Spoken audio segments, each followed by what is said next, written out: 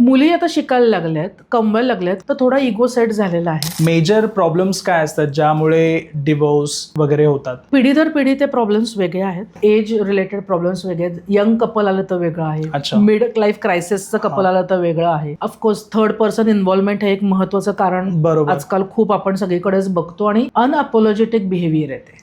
There is no guilt, acceptance नाही. उलट आहे की मी म्हणून केलं. बरोबर बरोबर.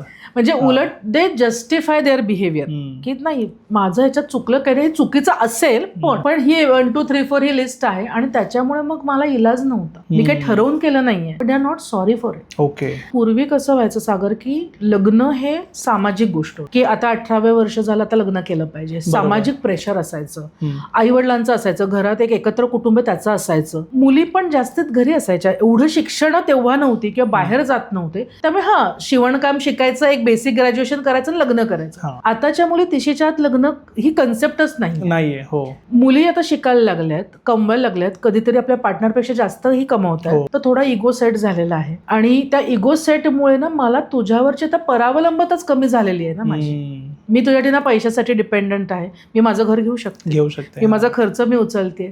सो एकमेकांना अडकवणाऱ्या ज्या गोष्टी आहेत, पालकांची भीती नाहीये, समाजाची भीती नाही, बरोबर, जाती धर्माची भीती नाही आहे.